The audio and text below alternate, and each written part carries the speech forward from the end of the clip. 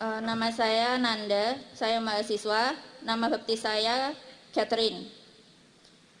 Sampai sekarang, ayah saya Islam, ibu saya Katolik. Selama ini saya menganut surat Al-Kafirun, lakum dinukum waliyati, untukmu agamamu, untukku agamaku. Cukup, sebentar. My name is Nanda, and I was Christian. I am student. My father Muslim and my mother Catholic. And I believe and I practice the surah Al-Kafirun. Teruskan. Hal ini karena berdasarkan Al-Baqarah ayat 62.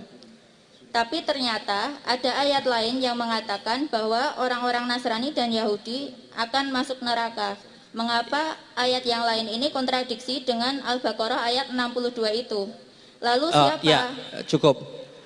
But then there is the verse of Surah Al-Baqarah, verse 22, which says that, verse 62. Verse 62, and there's also that says Christian, Jews, they are not Muslim, they will be in the hell.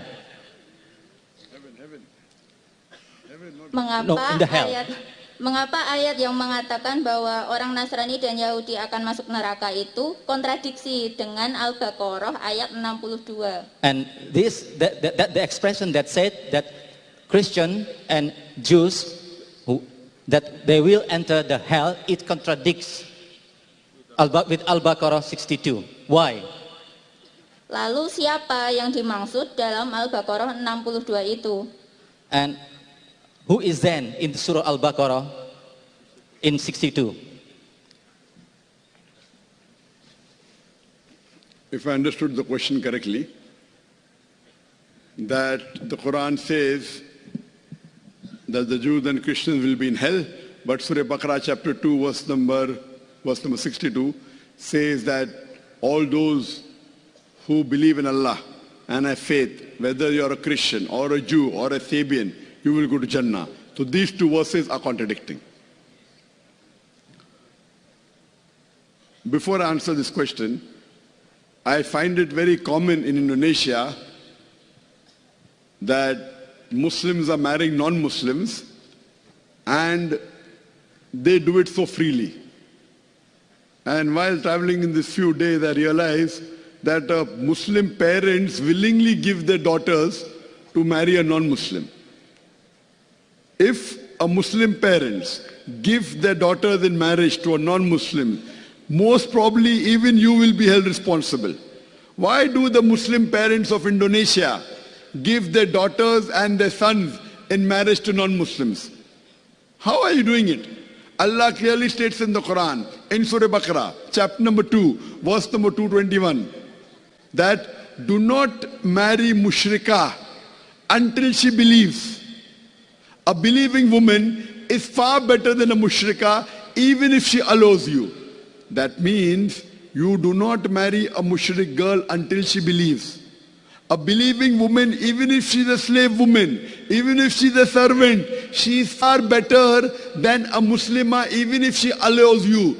She may be the Queen of England, she may be the most beautiful woman in the world, but if she's a non-Muslim, a Muslim woman who is a slave woman is far superior. Why don't the Muslims of Indonesia know that? The verse continues, do not marry a mushrik, do not marry an unbelieving man until he believes.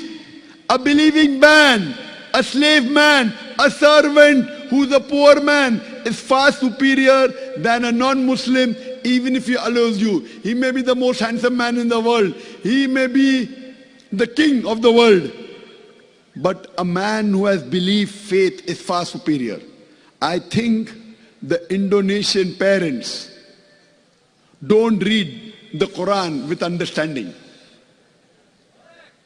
In my country, India, if the children of a Muslim parent marry a non-Muslim, 99% they'll be thrown out of the family.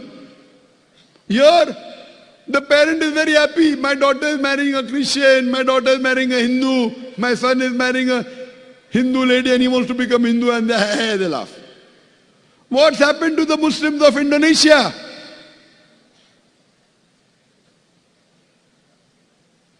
I want all the universities in Indonesia, in the Islamic studies, to make it a point that do not marry non-Muslim.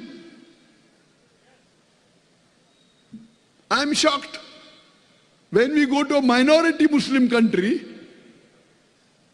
they excommunicate the person. The parents dishonor. Here,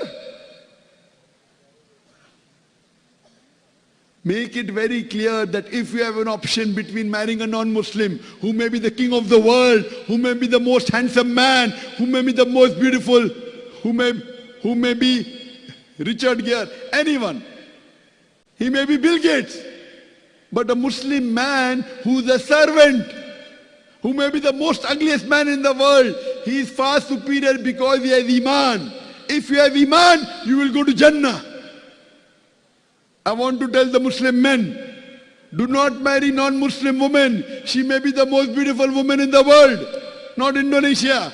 She may be the most wealthiest woman in the world. She may be a queen. But if you have a mu'mina, a believing woman, who may be the most ugliest woman in the world, who may be a slave woman, she is far superior because she will take you to Jannah. She is your muhsana. The Quran says your wife is a muhsana. Muhsana means fortress against the devil. If you marry a non-Muslim, they are a fortress of the devil, not against the devil.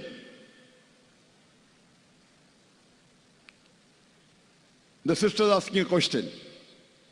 That isn't the contradiction in the Quran. When Quran says in various places.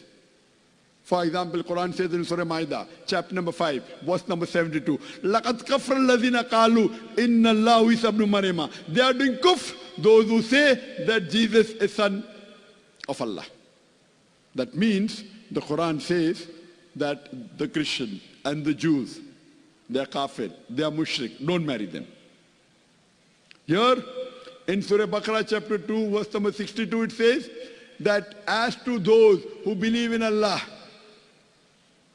and who believe in His revelation, whether they're Christian, whether they're Sabian, whether they're Jews, they will get the reward.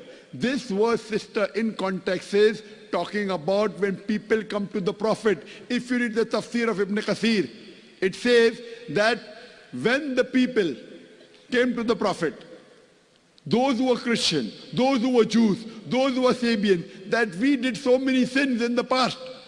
Can we yet go to Jannah? Then this verse was revealed. Irrespective whether you're a Jew or a Christian, if you believe in one Allah and if you believe in His commandment, inshallah you'll go to Jannah. That means these people accepted Islam. Nowhere does the Quran say that if you remain on Christianity, you'll go to Jannah. If you remain as a Yahud, you'll go to Jannah. It's clear cut. It's your misunderstanding. The verse of Surah Baqarah chapter 2 verse number 62 is talking about those people who were in the past Christians and Jews and Sabians, and now if they accept Islam, Allah says if you accept Islam, you will go to Jannah. Hope that answers the question.